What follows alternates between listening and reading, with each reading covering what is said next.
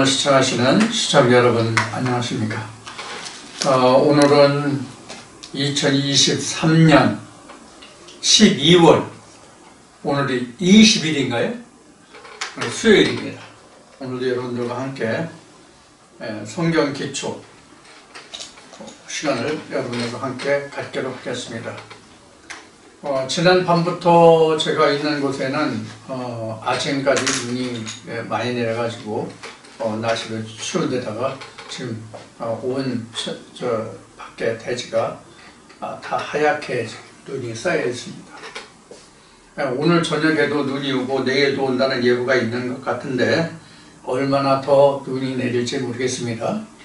눈이 내리는 것은 문제가 아닌데 기온이 오늘 저녁부터 하강해서 내일 그 최저 기온이 12도, 내일 목요일이죠.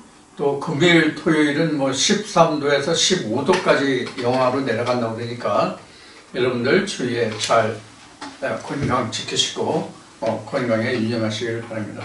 밖에 나가실 때는 가능하면 외출을 자제하시고 특별히 불리셔서 나가실 때에는 방한복을 두둑히 입고 안전장구를 잘 차리시고 그렇게 다니시길 바랍니다. 아마 곳곳에 눈이 많이 오고 이제 날씨가 추우면 빙판길이 많기 때문에 특히 나이가 드신 분들은 특별히 넘어지지 않도록 낙상사고를 입지 않도록 주의하시는 게 좋겠죠.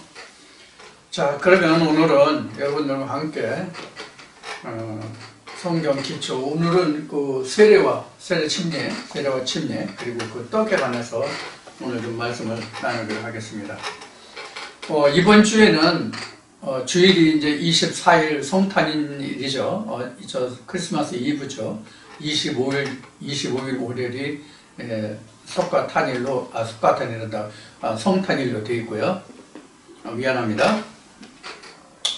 자, 이렇게 해서 이제 기독교 절기로 봐서는, 지구촌의 기독교 절기로 봐서는 가장 큰 절기이죠. 가장 큰 절기입니다. 사실은 크리스마스라고 하는 것은 25일날, 24일날, 25일에 24일날 주일이니까 주일 예배 때 이번 주에는 이사야를 하지 않고 성탄에 대해서 이번에는 말씀을 전무하려고 생각하고 있습니다. 그래서 이미 성탄에 관한 것이 영상이 3편인가 5편인가 이미 올라간 게 있죠. 그래서 이번에도 성탄을 점해가지고 여러분들과 함께 말씀을 나누려고 지금 생각을 하고 있습니다. 이사야는 그 뒤에 이제 시작할 테니까요. 그렇게 하고, 그래서 오늘도 여러분들과 함께 나눈 것이 전에 앞에 프리뷰, 예습하는 형식으로 해서 침례와 세례와 떡에 관해서 여러분들과 함께 말씀을 나누기로 하겠습니다. 이 떡이라고 하는 것은 우리가 성경에서 이제 예수의 피와 살로 이제 신약에서는 성경에서 증명하죠. 가장 대표적인 것이 이제 요한복음 13장에서부터 나온 내 피와 살이죠. 그것을 말하고 있고, 이것이 구약에서는 이스라엘 백성들이 출애굽했을 때 광야에서 먹었던 만나, 그것을 말하고, 신약에 와서는 이제 예수가 하늘에서 내려온 떡이라고 이제 말하는 것이죠. 그래서 요한복음 13장에서는 만찬 때 내 피와 살이다 이렇게 이제 말을 하죠. 이렇게 성경에 이제 여러 말씀들이 많이 기록되어 있는데, 우리 신앙의 일선에서는 이 예수의 떡을 대체적으로 언제 우리가 이것을 성찬을 기념을 많이 하냐면 부활절에, 보통 4월달에 이제 부활절이 끼어 있죠. 또 부활절에 성찬 예배로 이런 이야기를 많이 하죠. 그래서 오늘 그런 말씀들을 좀 나눠보기로 하겠습니다. 오늘 인용한 말씀은 여러 말씀이 많이 있겠지만 고린도전서 10장 16, 17절, 고린도전서 10장 16, 17절 두 절 말씀을 인용해서 말씀을 나누기로 하겠습니다. 고린도전서 10장 16, 17절 두 절만 제가 말씀을 봉독하겠습니다. 우리가 축복하는 바 축복의 잔은 그리스도의 피에 참여함이 아니며 우리가 떼는 떡은 그리스도의 몸에 참여함이 아니냐. 아멘. 여기 16절 한 절만 공독해도 되겠는데 17절 한 절 보겠습니다. 떡이 하나요 많은 우리가 한 몸이니 이는 우리가 다 한 떡에 참여함이라. 아멘. 16, 17절 두 절 봤습니다. 고린도전서 10장 16, 17절 두 절 말씀을 봤습니다. 여기 보면은 피와 그 떡이 나오죠. 본문에요. 피와 떡이라는 말씀이 나옵니다. 그래서 이제 지금 말씀드린 것 같이 고린도서 13장에 보면 예수의 제자들과 함께 만찬을 베풀고 그 다음에 14, 15, 16장, 17장 이래까지 이제 예수의 이제 고별 강화가 이제 그 증거되어 있죠. 요한복음에 보면. 자, 그럼 우리가 여기 지금 고린도전서 10장 16, 17절에 인용한 이 말씀에는 지금 축복이라는 말로 지금 시작하고 있어요. 10장 16절에 우리가 축복하는 바 축복의 잔 이렇게 나왔죠. 축복의 잔. 이게 이제 요한복음 13장에 가면은 예수가 제자들과 만찬할 때는 이게 바로 포도주였단 말이에요. 그 포도주를 예수는 뭐라고 하면 이는 나의 피라고 그랬어요. 나의 피라고 한 것은 내가 포도나무고 그 열매를 말하겠네. 예수 자신이 포도나무고 거기에 열리는 것이 이제 포도잖아요. 그래서 포도나무에서 열린 열매로 그 포도주를 담갔기 때문에 그 포도주가 내 몸의 피와 같으니까 이게 내 피다 이렇게 말한 거예요. 그런데 이것이 이제 왜 피가 여기에 그 중요하게 언급이 되는가 하면 창세기 6장에서 10장까지 11장까지로 가도 되지만은 노아의 홍수 심판 때에 그 홍수 심판이 끝나고 하나님이 노아 홍수 심판 후에 인간들에게 먹거리를 하나 더해 주죠. 먹거리를 하나 더하여 주는데 그것이 바로 고기죠. 고기를 먹거리로 노아의 홍수 심판 후에 더하여 주시는데 이 고기를 먹거리로 더하여 줄 때 하나님이 명하신 게 무엇이냐면 피는 먹지 말라. 그 피는 생명이다 이랬단 말이에요. 그래서 피가 바로 생명이 되는 거예요. 그러니까 포도주라고 하는 것은 예수가 주는 생명이다. 이런 의미를 가지고 있는 것이죠. 그래서 고린도전서 10장 16절에는 축복하는 바 축복의 잔 이렇게 된 거예요. 축복의 잔. 그러니까 이 축복의 잔이 바로 포도주인데 이것이 나의 피다 이렇게 얘기했단 말이에요. 요한복음 13장에서. 그러면 예수의 피가 곧 뭐냐면 생명을 준다는 뜻이죠. 그 다음에 이제 있는 말이 뭐냐면 그리스도의 피라고 되어 있어요. 거기에 잔은 그리스도의 피 이렇게 했잖아요. 피에 참여함이라고요. 그래서 우리가 예수 그리스도로 예수 그리스도 인하여 우리가 생명에 참여한 바 됐다는 뜻이거든요. 그런 말로 지금 16절에 기록을 하고 있고요. 우리가 떼는 떡은 앞에는 이제 그 피를 얘기했고요. 그리스도의 피에 관해서 얘기했고요. 그리고 떼는 떡은 그리스도의 몸에 참여함이 아니냐, 몸에 참여함이 아니냐 이렇게. 그러니까 생명과 그리스도의 몸 이렇게 얘기하는 거죠. 그렇게 그 참여함이 아니냐. 떡이 하나요 많은 우리가 한 몸이니 이는 우리가 다 한 떡에 참여함이라. 우리가 많을지라도 한 떡을 먹었으니까 우리가 한 몸이라는 얘기예요. 이 한 몸이 누구 한 몸이냐면 예수와 한 몸이다 그런 뜻이거든요. 이것이 이제 다시 요한복음 1장으로 올라가면 어느 말씀과 같으냐면 요한복음 1장 14절 말씀이 육신을 입었다 이 뜻이에요. 말씀이 육신을 입었다 이 뜻 먼저 증거해 드렸어요. 무엇이 말씀에 육신을 입었냐 하면은 예수 그리스도가 이 말씀 안에 담겨 있다는 뜻이 첫째는 성경적인 말씀이 육신을 입었다 이렇게 언급을 먼저 풀어드렸어요. 그것이 말씀에 그 하나님의 말씀의 성경 속에 예수 그리스도가 들어있다는 것을 깨닫는 것이 말씀이 육신을 입은 거예요. 그런 말씀을 받아들인 자가 고린도전서 10장 16, 17절에 말한 예수의 피 잔에 참여한 바요 떡에 함께 참여한 바요 예수 그리스도 한 몸이 된 자라 그런 얘기거든요.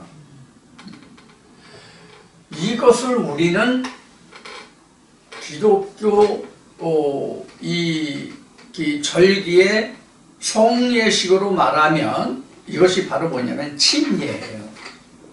이것이 세례고 침례거든요.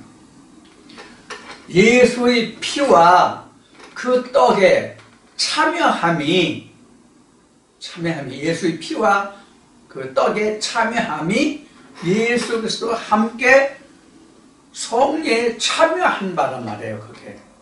그래서 우리가 만찬 때에 교회에서 그 성찬할 때 성경에는 성찬이라고 나와 있는 게 없어요. 만찬은 있어도요. 성찬할 때에 세례 받은 자와 세례 받지 않은 자를 구별하여서 세례 받은 자는 그 성찬에 참여해서 그 떡을 먹고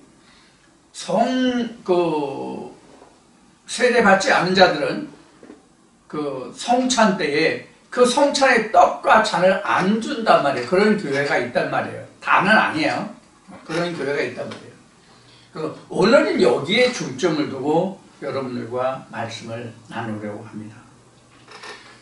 본래 예수의 피와 살은 할례 받지 않은 자, 즉 침례나 세례를 받지 아니한 자, 즉 거듭나지 아니한 자는 예수의 피와 살을 먹을 수가 없어요. 이게 성경적이에요. 이게 풀어서 말하면, 레마로 말하면 어떤 뜻이냐면, 레마라는 것은 하나님의 말씀을 풀어 설명했다가 레마예요. 사실은 요한복음 6장 63절에서 내가 너에게 이른 말, 거기서 그 말이 레마거든요. 그 레마라는 뜻이 어떤 뜻이냐면 자세히 풀어 설명하다 이 뜻이, 그런 그 뜻이 함축되어 있어 이렇게 함유되어 있어요. 그래서 이제 예수가 와서 성경에 기록된 말씀을 이렇게 풀어줬잖아요. 제자들에게 가장 정확하게 잘 풀어준 말씀에 이제 마태복음 13장의 그 비유와 그 비유에 들은 말씀을 풀어줬잖아요. 이런 것들이 이제 레마란 말이에요. 풀어준, 자세히 설명한 말씀, 이런 것이 이제 레마인데, 여러분들에게 지금 예수 그리스도의 그 피와 이 떡에 대해서 설명하면 바로 우리가 교회 의식으로, 교회 성찬으로 의식으로 하는 거면 뭐냐면 성찬식이란 말이에요. 그럼 성찬은 지금 말씀드린 바와 같이 세례받지 않은 자, 침례받지 않은 자, 거듭나지 않은 자, 생명책에 녹명되지 않은 자들은 이 떡에 참여할 수가 없어요. 근데 왜 참여할 수 없느냐? 참여하지 못한다는 말이 뭐냐? 이 떡을 먹을 수 없다는 것이 뭐냐 하는 것을 우리가 알아야 되겠죠. 자, 이게 무슨 뜻이냐면 성경적으로 놓고 본다면, 생명의 말씀으로 놓고 본다면, 레마로 놓고 본다면 예수 그리스도의 피와 살, 그러니까 생명과 고기가 떡이 되는, 양식이 되는 이 피와 살을 먹을 수 없다는 것이 무슨 뜻이냐 하면은, 생명의 말씀을 주어도, 즉 하나의 말씀을 풀어줘도, 레마를 주어도 그 레마를 받아서 자기가 알아듣고 깨달을 수 없기 때문에 떡을 주어도 먹지 못한다가 만찬에 성찬에 참여할 수 없다 이 뜻이에요. 먹을 수 없잖아요. 들을 수가 없잖아요. 우리가 다른 말씀에도 있듯이 그 구약에도 나와요. 내가 항용, 사도행전도 나오고, 내가 항용 먹는 육신의 떡은 없을지라도 그 생명의 떡은 있다. 이런 말씀이 나오죠. 그러면 성경에서 말하는 이 떡이라고 하는 것은 우리가 입으로 먹어 뒤로 배설하는 그런 떡을 말하는 것이 아니라 영생의 떡이거든요. 영생의 떡은 바로 그것이 예수의 피와 살이란 말이에요. 우리에게 생명과 호흡을 지탱해주는 피와 살이란 말이에요. 예수의 피와 살. 그러면 예수의 피와 살을, 즉 레마의 말씀을 누구나가 다 들을 수 있는 것이 아니잖아요. 그래서 세례 받은 자만, 즉 말씀의 침례, 즉 생명에 들어온 자, 예수 그리스도 합해서 지금 고린도전서 10장 16, 17절에 기록된 말씀과 같이 된 사람은 예수 그리스도의 피와 살을 함께 먹으며 예수 그리스도가 한 몸이 된 자들이기 때문에 항상 그 자는 성찬에 참여할 수 있는 자예요. 그런데 예수 그리스도와 합해서 하나가 되지 못한 자는, 예수 그리스도의 몸과 연합되어서 하나가 되지 못한 자는 성령의 교회에 들어가신 말씀, 즉 레마의 말씀을 들을 수가 없잖아요. 그렇기 때문에 그 사람들은 이 말씀을 먹을 수가 없는 거예요. 즉 들을 수가 없다는 얘기예요. 들을 수 없다기보다는 좀 더 정확하게 말하면 아무리 이 말씀이 이러이러하다라고 풀어서 자세히 설명을 해 주어도 그 말씀을 이해하지 못한단 말이에요. 받아들이지 못한단 말이에요. 이게 성찬에 참여할 수 없다는 뜻이에요. 이게 못 듣잖아요. 그 말씀이 먹어지지가 않잖아요. 우리가 말씀을 먹는다고 그러거든요. 우리는 듣는다고, 일반적으로는 청각을 이용해서 육신에 듣는 것을 우리가 듣는다고 말하지만 성경은 하나의 말씀을 듣고 그것을 먹는다고 얘기하거든요. 먹는다는 얘기는 바로 뭐냐면 소화를 시킨다는 의미란 말이에요. 응? 우리가 생명을 지탱하는, 육신을 지탱하는 것 자체가 먹음으로써 우리 생명의 육신이 지탱이 되는 것과 마찬가지로 예수 그리스도의 몸은 예수 그리스도의 피와 살로서만 살 수 있단 말이에요. 그래서 예수가 말하기를 계시록에서 내가 내 안에 들어가면, 요한복음에도 있지만 내가 내 안에 들어가면 함께 더불어 먹고 마시고 영생하자, 이렇게 된 거란 말이에요. 그래서 우리가 지금 고린도전서 10장 16, 17절에 기록된 말씀과 같이 예수 그리스도의 찬 그 피와 그 떡에 참여한 자가 곧 침례 세례 받은 자요, 그것을 먹는 것이 곧 떡이거든요. 그러니까 떡은 예수의 살이 떡이고요. 그 살 안에 뭐가 들어있다고 보냐면 그 생명이 들어있다고 그래요. 포도가 그냥 포도주가 되는 게 아니잖아요. 그렇죠? 포도가 그냥 포도가 되는 게 아니잖아요. 포도가 그 자기 몸을 으깨서 깨뜨려서 그것이 다시 바로 포도주가 되는 것이 아니라 어느 일정한 기간 숙성이 돼야 되잖아요. 즉 발효가 돼야 되잖아요. 그런데 발효가 되는 것은 우리가 일반적으로 그것을 술이라고 얘기했잖아요. 발효가 되면 모든 음식이 발효가 되면 썩지 않으면 술이 되는 거는, 아니면 식초가 되는 거예요. 식초는 그 알코올화 되지 않고 세분화 되지 않고 익으면 그것이 이제 식초가 되는 거예요. 사실은 술이 많이 익었다고 그럴까, 숙성됐다고 그럴까, 그러면 거기에서 우리가 이제 그 초가 되죠. 그래서 우리 식초 만들 때는 술에다가 발효제를 넣거나 아니면 식초를 가미해서 다시 발효시켜서 술이 뭐가 되냐면 식초가 되죠. 자, 이같이 우리가 이 포도주라고 하는 것은 그 포도가 발효가 된 건데, 포도가 발효가 된 것은 자기 살을 깨고 그것이 다시 발효가 되잖아요. 그래서 묵은 포도주와 새 포도주가 있는 것이거든요. 자, 그러면 지금 고린도전서 10장 16, 17절에 지금 여기서 나온 그 피라고 하는 이 포도주, 생명으로 말하는 이 포도주는 어떤 포도주냐면 새 포도주가 숙성된 거란 말이에요. 이게 가나 혼인잔치에서 그 새 포도에 담은 강아리에 물을 담은 그 물이 다시 극상포의 포도주가 되는 그런 과정이 나오죠. 자, 그러면 우리가 왜 그럼 물을 붓다고, 항아리에 물을 부었는데 그것이 극상품의 포도주가 되었다고 말을 하냐면, 포도가 아무리 좋은 포도라고 할지라도 그 포도를 으깨서 바르는 포도주가 돼야 안 돼요. 안 되거든요. 맹물이에요, 맹물을. 아무 맛이 안 나요, 사실은. 술 맛으로는. 포도주 맛으로는 아무리 좋은 극상품의 포도라도 으깨서 금방은 포도주 맛이 안 나요. 그러니까 물맛이에요, 물맛. 그래서 그거를 물을 붓다라고 얘기해요. 그럼 물이라는 것은 사실 여기서 지금 포도주를 말하기 때문에 포도액을 말하지만 포도즙을 얘기하는 거지만 사실은 물은 뭐냐면 하나님의 말씀이거든요. 그러니까 해석되지 않은 설명되지 않은 말씀을 항아리에 내가 그릇이니까 질그릇이니까 내 항아리에 넣어서 그것이 극상품의 포도주가 되려면 얼마나 시간이 걸리겠어요. 그 말씀을 으깨고 또 으깨고 해서 그 포도주가 익어가야만 새로운 포도주가 되잖아요. 그런데 그 포도주가 어디 있어요? 내 안에 내 독에 새로 담아서 익은 포도주. 이미 묵은 포도주는 다른 자에 의해서 익힌 거 그런 거란 말이에요. 쉬운 예로 이것을 우리에게 현재 입장에서 현재 지금 시제를 현재로 해서 말한다면 제가 여러분들에게 설명드리는 것은 묵은 포도주예요.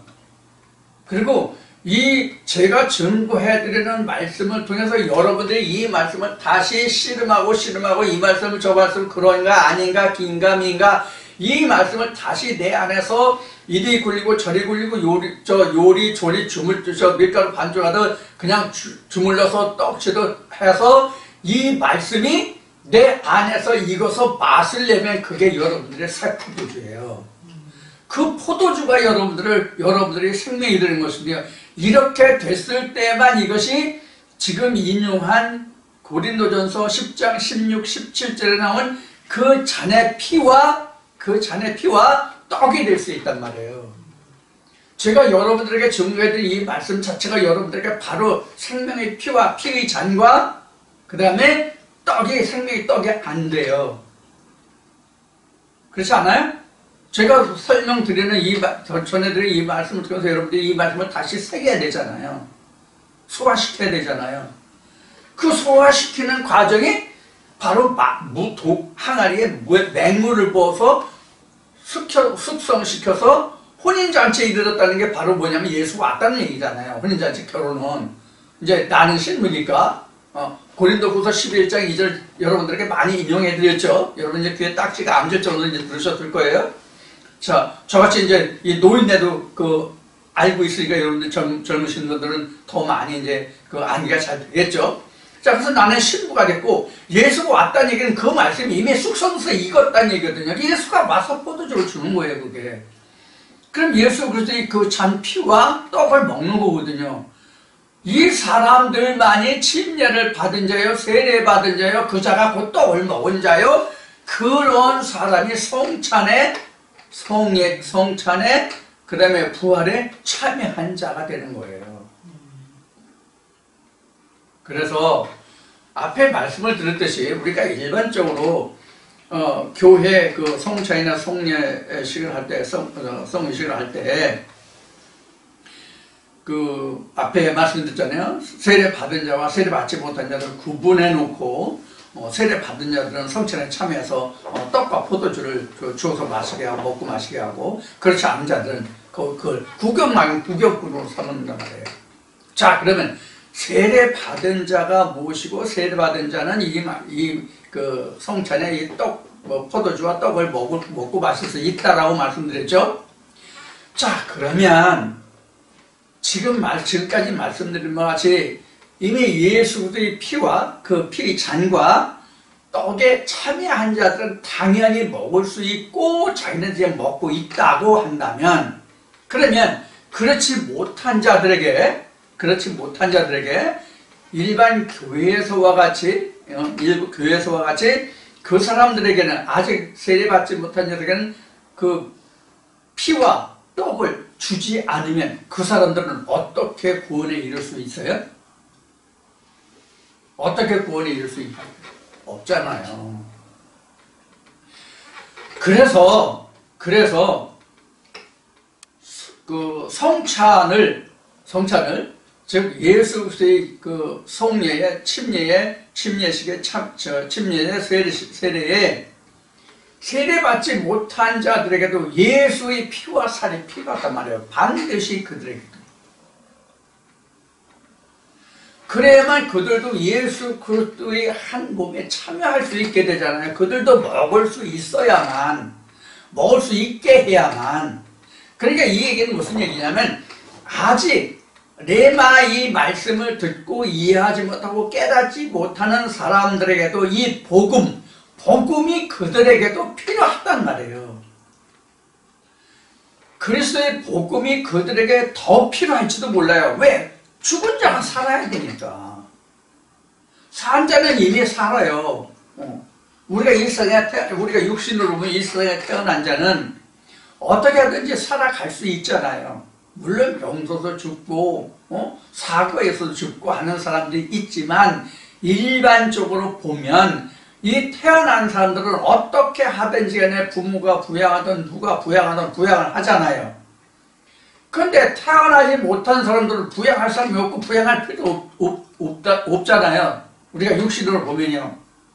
그런데 하나님 안에서 보면 죽은 자들은 그릇은 있잖아. 몸은 있잖아. 예수의 피와 살에 참여하지 못했을 뿐이잖아요. 그럼 예수의 피와 살에 참여할 수 있도록 예수의 피와 살을 그들에게 자꾸 이야기해 줘야 된단 말이에요. 예수의 피와 살을 그들에게 증거해 줘야 된단 말이에요.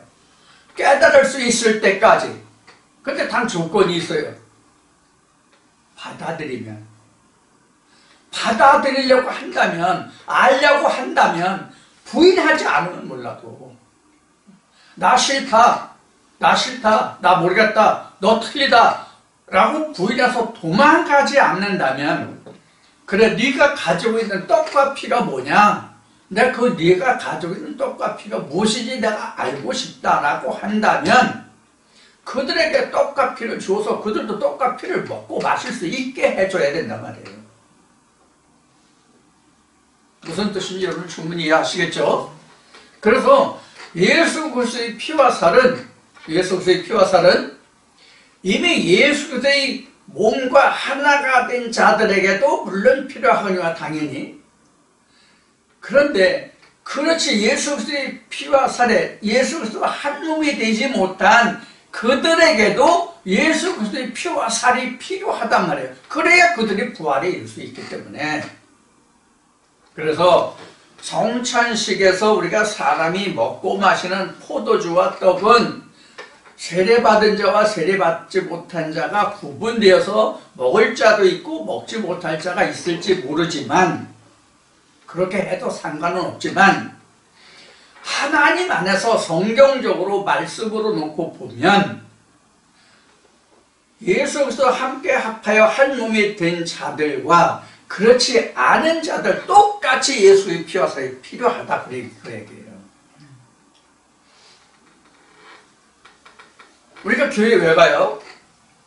예수 그리스도의 피와 살을 먹고 우리가 영생하기 위해서 교회 가는 거잖아요. 그런데 너는 아직 세례받지 못했으니까, 침례 받지 못했으니까 넌 들어오지 마 이러면 안 되죠. 그렇죠? 그래도 내가 들어가야 된다. 그래도 내가 들어야 되겠다. 마치 복음서에 나온 바 같이 주인의 상에서 떨어지는 그 부스를 먹는다는 그 어느 여자의 한 말이죠. 이와 같이 간절한 마음으로 성령을 사모하는 자가 있다면 그 자가 어떻게 예수 그리스도의 피와 살을, 너는 아직 세례에 침례에 참여하지 못했으니까, 너희는 거듭나지 않았으니까, 너는 부활에 참여하지 못했으니까, 너는 예수 그리스도 한 몸이 되지 못했으니까 너는 이 떡 못 먹어 이러면 되겠냐고요. 그렇게 해야만 그 사람도 살아서 우리와 같이 이미 성찬에 참여한 자, 예수 그리스도와 함께 합하여 한 몸을 이룬 자들과 같이 그들도 한 몸을 이룰 수 있잖아요. 자, 이와 같이 우리가 떡이라고 하는 것은, 예수의 피라고 하는 것은 사실은 어쩌면 그 중요도로 보면 죽은 자에게 더 필요할지도 몰라요. 하나님은 죽은 자를 살리시는 역사를 하시는 거잖아요. 물론 산자는 당연히 산자지만 죽은 자를 살리시기 위해서 예수가 십자가에 못 박았다고 우리가 성경에 알고 있고 그렇게 우리가 많이 설교를 듣잖아요. 그러면 너는 거듭나지 못해서 예수 그리스도 합하여 한 몸이 되지 못해서 이것은 죽었다는 얘기란 말이에요. 그리스도 안에서 죽었단 말이에요. 육신으로 죽은 것이 아니라. 그럼 그런 자들에게 하나님의 말씀이 너는 필요 없어라는 것과 똑같거든요. 예수의 성찬에 참여하지 못하게 한다는 얘기는. 그럼 우리 이제 교회에서 일반적으로 얘기할 때 초신자라는 얘기를 하잖아요. 교회 온 지 얼마 안 된 사람들 초신자라고 얘기하잖아요. 초신자 받지 말아야지. 그보다 더 근본적으로 들어가면 전도를 하지 말아야지. 그렇게 말한다면 제 말이 맞지 않나요? 맞을 것 같아요. 예수 그리스도와 한 몸이 되지 못한 자에게는 그 예수의 피와 살을 먹을 수 없다라고 한다면 전도할 필요가 없잖아요. 전도할 필요가 없단 말이에요. 너는 예수 그리스도 한 몸이 안 됐으니까 예수의 피와 살을 먹을 수 없어. 그러니까 너는 오지 마. 이렇게 해야 되니까 전도를 하면 안 된다는 얘기란 말이에요. 이렇게 되면 어떤 결과가 초래되는가 하면 구원받을 자가 하나도 없다는 얘기가 돼요. 왜 그런가 하면 창세기 3장에서 이미 모든 인간은 죽었다라고 정의하고 있잖아요. 에덴 밖에 있다고 정의하고 있잖아요. 그럼 교회에 들어올 수 없는 거지. 하나님이 교회에 들어올 수 없는 거지. 그럼 누가 구원을 입냐고. 이런 이제 폐단이 있는 거예요. 그래서 예수가 말하는 바와 같이 우리가 성경을 자세히 알지 못하면 성령을 조명해서 성령으로 말하고 성령으로 증거하지 못한다면 이러한 하나님의 말씀을 예수가 말하는 바와 같이 너희가 하나님도 성령도 알지 못해서 오해하였도다 라는 말과 같이 우리가 성경을 오해할 수 있다고요.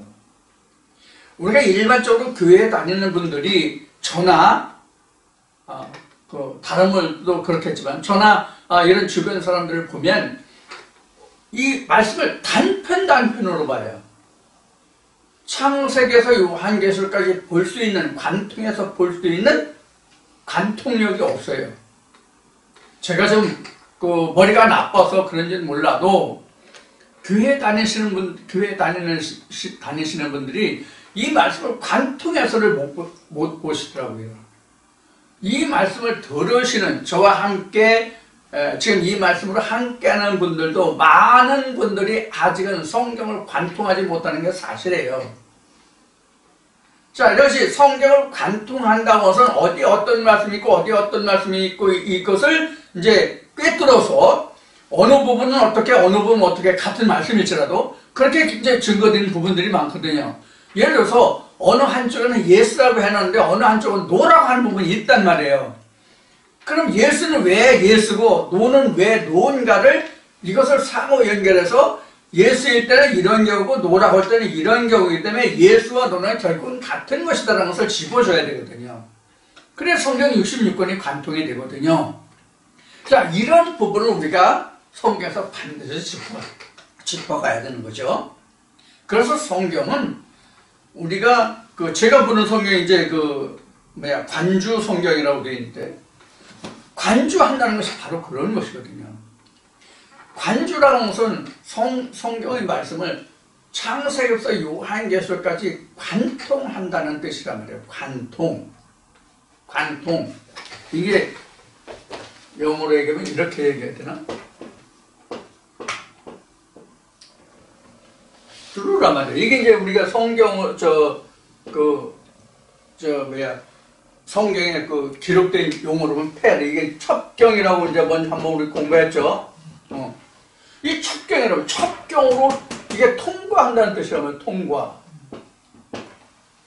이렇게 가야 되거든요. 우리가 창세기에서부터 요한계시록을 패야 되게 through 통해야 되거든요. 이렇게 관통해야 되거든요. 이 성경이 66권 이렇게 관통되지 아니하면 앞에 부분적으로 본다는 말을 했잖아요. 제가요. 관통하지 못하면 부분적으로 보기 때문에 예수는 예수로만 보고 노는 노라고만 말하기 때문에 이것이 예수일 때 말할 때하고 노라고 말할 때 이게 일치가 안 돼가지고 서로 부합하는 이퀄 관계가 아니라 부동호가 되어버린단 말이에요. 성경이. 이렇게 푸는 성경은 성경이 아니라는 말이에요. 이러한 것들을 우리가 유념해서 우리가 성경을 봐야 되거든요. 그래서 떡은 사실 이스라엘 백성들이 출애굽해서 광야에서 그 농경을 할 수 없었기 때문에 이스라엘 백성들에게 하나님이 그 월요일부터 토요일까지 오늘날 우리가 보는 그 요일 일주일을 보면 월요일부터 토요일까지는 만나를 내리고 일요일날은 만나를 내려주지 않았잖아요. 자, 이와 같이 이스라엘 백성들이 하나님이 농경을 할 수 없는 사막시대에 나왔기 때문에 하나님이 먹을 양식을 이스라엘 백성들에게 주었단 말이에요. 이 만나라는 말이 만나 아니고 만나예요. 이게 이제 히브리어로 이제 만나인데 이게 영어로 말하면 이런 뜻이 되겠죠. 이게 뭐야? 이런 뜻이란 말이에요. 원래 만나가. 이 만나가 what is this인데 이게 뭐지? 이런 뜻이란 말이에요. 이게 뭐지? 이게 무슨 뜻이냐면 여러분 조금 전에 레마 얘기했잖아요. 우리가 기본적으로는 성경을 사람의 세상의 예로 우리가 설명을 들었잖아요. 그러다가 이것을 하나님이 주시는 말씀으로 하면 what is this가 되는 거예요. 이게 만나예요. 이걸 이미 예수 그리스도와 한 몸을 이룬 자는 what is this가 아니에요. 굳이 유식한 영어로 표현하면 this is life bread예요. 생명의 떡이란 말이에요. bread of life란 말이에요. 이미 예수 그리스도 한 몸이 된 자들은 이게 what is this가 안 말이에요. 이게 어디 엉뚱한 생뚱한 소리야? 이렇게 안 되잖아. 이게 생명의 말씀에서 하는 것이 되잖아요. 근데 이것을 모르면 이거 생뚱맞게 이거 뭔 소리야? 예를 들어서 지금 떡 얘기잖아요. 떡이 예수라고 얘기해. 이거 떡 예수라는 거 다 알잖아요. 근데 이제 내일 모레 이제 오늘 수요일이니까 내일 모레 이제 그 주일날 예배 때 이제 앞에 말씀드린 바와 같이 성탄에 관해서 말씀을 이제 나눌 거라고 얘기했잖아요. 그럼 성탄에서 이제 예수에 관해서 얘기를 나올 거란 말이에요. 그럼 예수가 2000년 전에 예수가 아니라 지금 나와 함께하는 예수라고 말하면은 이것이 곧 만나가 된다. 이 말을 들을 줄 모르는 사람은 이게 만나가 된다고. What is this? 이게 뭔 말이야? 이게 무슨 뜻이야? 이래야 된단 말이에요. 당연히 이것을 예수가 지금 말한 것 같이 고린도서 10장 16, 17절에 그렇게 말해요. 예수가 한 몸을 이룬 자는 오브코스잖아요. 당연한 거잖아요. 이런 의미가 있는 거란 말이에요. 우리는 단순히 이스라엘 백성들이 그 육신의 양식으로 먹었던 하나님이 내려주셨던 그 양식으로만 생각하는데 이것이 의미적으로 보면 굉장히 깊은 뜻이 있단 말이에요. 지금 말씀드린 바와 같이. 그래서 성경은 이 만나를 두고 예수가 말할 때 뭐라고 말하냐면 이것은 땅에서 내린 만나인데 모세가 준 것이 아니고 하나님이 준 것이다. 이것을 땅에서 얻었잖아요. 만나를. 모세 때는. 근데 예수가 와서는 나도 생명의 떡인데 땅에서 나는 떡이 아니라 하늘에서 내려온 생명의 떡이라고 그랬단 말이에요. 하늘에서 내려온 생명의 떡. 이 하늘에서 내려온 생명의 떡을 말하는 것이 뭐냐면 복음이에요. 복음. 하늘에서 내려오는 만나를 말하는 것이 바로 복음이에요. 그래서 이것을 아름다운 소식, 기쁜 소식, 좋은 말 이런 뜻으로 설명하고 있단 말이에요. 그래서 복음이라고 하는 것은 이와 같이 그 하늘에서 내려오는 생명의 떡, 이 생명의 떡이 바로 이제 지금 설명한 것 같이 요한복음 6장이나 지금 고린도서 10장 16, 17절에 말하는 예수의 피와 살이라고 지금 말씀드렸고 우리가 이제 아는 바잖아요. 자, 그런데 지금 사실은 모세에게 모세가 아니라 모세 때에 이스라엘 백성들에게 내렸던 떡은 만나다고 했지만 그것은 우리가 표면적인 말이잖아. 우리가 현재 받은 율법적인 말이잖아. 모세 때 하나님이 이스라엘 백성들에게 주었던 하나님의 계명은 표면적인 계명이잖아요. 그 표면적인 계명에 뭐가 있냐면 이면적인 계명이 들어있거든요. 이것을 요한복음 1장 1절로부터 사도 요한이 풀어놓은 거예요. 여기서부터 이제 생명의 떡이 나오는 것이거든요. 자, 그래서 우리가 예수 그리스도의 떡에 참여한다고 하는 것은 지금까지 말씀드린 바와 같이 굉장히 큰 의미를 가지고 있는 거예요. 그래서 예수 그리스도와 이미 여러 번 얘기했지만 예수 그리스도가 이미 한 몸을 이룬 자들에게는 말할 것도 없겠지만은 더욱 중요한 것은 성경은 하나님은 죽은 자를 살리시는 역사를 하는 거잖아요. 하나님은 예수가 그래서 이 땅에 오신 거잖아요. 이 땅에 왔다는 것은 각자에게 왔다는 거예요.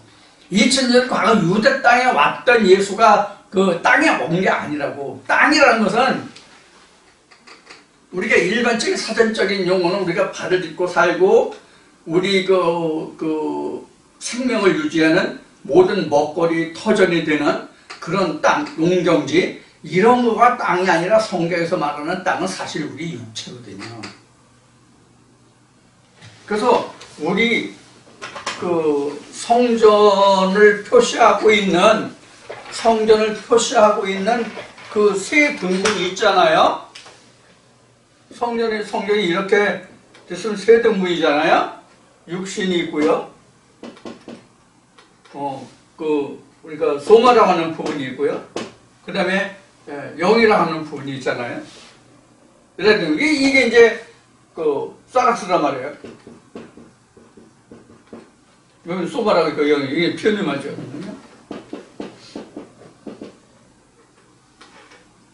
그러면 이 육신은요 사락스란 말이에요. 이 육신이라는 것은 우리 몸뚱이 영어로 얘기하면요 플래시라고요. 이거 완전히 살이라는 얘기예요. 고기라는 얘기거든요. 우리가 요 소마를 우리가 성경에서 바디라고 하는데 이게 바로 이제 소마란 말이에요. 이게 이제 필름하고요. 이렇게 나오면 이게 이제 여기 그 성전 뜰이고요. 여기가 성소고요. 시성소고요. 이렇게 되어 있는 것이잖아요. 이게 우리 육체하고 똑같단 말이에요. 이걸 지었다는 게 창세기 1장 1절의 천지창조란 말이에요. 이걸 어떻게 해서 지었는지가 창세기 1, 2, 3장 이러는데 이 실패로 끝나잖아요. 이 실패로 끝난 것을 성공시켜서 완성시키면서 기록된 것이 창세기 4장부터 요한계시록까지 말씀하는 말이에요. 그래서 요한계시록 끝나면 예수 그리스도가 왔잖아요. 근데 주 예수 어서 오시옵소서 하면은 끝나잖아요. 그럼 다시 창세기 1장을 넣어서 이것을 완성시키면 돼. 창세기 1, 2, 3장을 다시 완성시키면 그런 끝인 거예요. 그래서 우리는 창세를 회복하는 거든. 이 창세를 회복하기 위해서 지금 세례와 떡이 필요한 거예요. 예수 그리스도의 피로 세례를 받고 그 떡으로 우리는 사는 거란 말이에요. 피로 씻어서. 그래서 피로 씻으면 희게 된다고 계시록에 되어 있잖아요. 네 두루마기를 피에 빨아서 희게 하라고. 피에 빨면 세상으로 얘기하면 피에 빨면 붉게 되지 하얗게 안 되잖아요. 그래서 성경은 희게 된다고 되어 있거든요. 희게 된다는 뜻이 뭐냐면 죄 없이 한다, 깨끗하게 한다는 의미거든요. 예수의 피에만. 이게 바로 뭐냐면 예수 그리스도만이 인간의 죄를 덮을 수 있다, 사해줄 수 있다, 그런 뜻이에요. 자, 이와 같이 우리가 침례나 세례라고 하는 얘기는, 그 떡이라고 하는 얘기는 지금까지 설명드린 그런 그 의미를 가지고 있어요. 그래서 우리가 오늘 지금 증거하고 있는 그 성경 기초나 주일날 나누고 있는 이사야 강의나 모든 것이 우리가 뭐냐면 예수 그리스도의 몸에 참여하기 위해서 피와 살을 먹고 마시는 일을 하는 거예요. 이게 일이에요. 예수 그리스도 안에서는. 이거보다 더 큰 일이 없어요. 근데 우리가 아직도 그 지난날 율법적인 그 신앙생활의 틀에서 벗어나질 못해가지고 아직도 어느 소속된 무리에 가가지고 찬송도 하고 기도도 하고 그 설교도 듣고 이래야만 우리가 마음의 위로를 받고 교회 갔다 온 것 같고 그래야 내가 그 허전한 마음이 좀 풍성해진다고 할까, 위로를 받았다고 할까, 좀 안위를 받는다고 할까, 그런 감을 받는 사람들이 아직도 있지 않을까 싶은 생각을 해요. 그게 아니란 말이에요. 예수가 말하는 것 같이 내가 너에게 주는 평강과 평안은 세상이 주는 것과 같지 않다라는 얘기를 했죠. 세상에 주는 것과 같지 않다는 얘기는 하늘이 주는 평강과 평안, 예수가 주는 평강과 평안, 하나님이 주시는 평강과 평안을 말하는 거거든요. 그것은 무엇으로 얻을 수 있냐면 내가 숙성시킨 포도주로만 내가 진짜 평강과 평안을 받을 수 있어요. 그게 참 세례와 떡이에요. 그렇게 내가 말씀을 변화시키는 능력이 나한테는 진짜 하나님이 주시는 예수 그리스도가 주는 평화와 평안이에요. 그건 주변 사람들이 내게 주는 어떤 위로의 말, 어떤 하나님 말씀만 말, 어떤 말로 나를 위로하고 그로 인해서 내가 위로를 받고 마음의 안정을 얻고 그거는 비교가 안 돼요. 이건 느껴본 사람만, 겪어본 사람만 알아요. 그래서 우리가 예수 그리스도의 피와 살에 예수 그리스도 한 몸을 이루었다는 걸 찬송가이잖아요. 그 우리가 예수 그리스도 한 몸이라는 형제 자매 찬송 가사 있죠? 그게 바로 지금 인용한 고린도전서 10장 16, 17절 같이 예수의 차례 그 피로 또 그 살로 떡으로 함께 앉아만. 그래서 예수 그리스도와 한 몸을 이룬 자들에게만 해당되는 찬송이야 사실은. 그래서 찬송은 소 믿는 자, 생명 있는 자의 것이다 라고 하는 거예요. 그래서 자, 이와 같이 우리가 이제 그 침례와 세례 그리고 떡에 대해서 말씀을 드렸습니다. 그러니까 침례와 세례는 교회에서 어떤 그 성례 의식, 거룩한 의식에 의해서 목사가 물을 찍어 발라서 머리에 얹는 거, 안수하는 거, 이게 저 침례와 세례가 아니에요. 예수 그리스도의 잔의 피와 그 살에 함께해서 예수 그리스도와 한 몸을 이루는 것이 정령한 침례와 세례와 그 떡에 참여한 자예요. 그래서 제가 이런 말씀을 여러분들께 증거해 드리는 거예요. 그런 거 관계없다. 그래서 성찬과 성례, 세례, 교회에서 하는 의식 있잖아요. 교회 의식 있잖아요. 그거 안 해도 돼요. 그거 다 필요 없어요. 진짜 필요한 건 뭐냐? 지금 인용한 고린도전서 10장 16, 17절 이 말씀이 우리에게 진짜 성찬이 되고 성례가 되고 그런 거예요. 이것이. 사람이 하는 거는 이건 내가 이미 하나님과 함께 했다는 이미 그 의식일 뿐이에요. 사람이 인정하는 것 뿐이에요. 마치 이제 이 말씀 하다 보니까 한 말씀만 더 추가하겠습니다. 아브라함이 창세기 15장에서부터 17장 이렇게 쭉 이제 넘어가면 아브라함이 어떻게 아브라함에서 아브라함이 되는 과정이 있어요. 그 과정을 보시면 알아요. 먼저 하나님의 언약이 있은 다음에 그 희생도 있고 하나님이 그에 대해서 인쳐주시는 것이 바로 침례와 성례예요. 하나님이 먼저 하신다 말씀으로. 자, 이러한 과정을 우리가 좀 잘 아서 가지고 우리가 이제 우리 성경 기초잖아요. 이런 기초를 우리가 확실하게 다져둘 필요가 있어서 이런 말씀을 드리는 거예요. 이러한 기초가 그 바탕이 되지 않고서 내가 말씀이 많이 자라날 수가 없어요. 우리가 세상에도 그 큰 고층 건물을, 큰 건물을 지을 때는 가장 중요시하는 게 뭐예요? 파운데이션, 기초가 가장 중요하단 말이에요. 기초가 정확하게 바로 서지 않고는 큰 건물을 지을 수 없어요. 고층 건물, 높은 건물을. 믿음도 마찬가지예요. 여러분, 오늘 지금 여러분들과 나눈 침제, 세례, 그리고 떡, 그렇게 관해서 말씀을 나누는데, 이 말씀이 우리가 기초적으로 많이 들어왔고, 또 잘 안다고 하는 말씀이지만, 여러분들 이 말씀을 잘 쓰셔서 우리가 충분한, 온전한 하나님의 기초석이 되고, 그 위에 예수 그리스도의 교회가 세워질 수 있기를 기원하고 주일날 다시 뵙겠습니다. 감사합니다.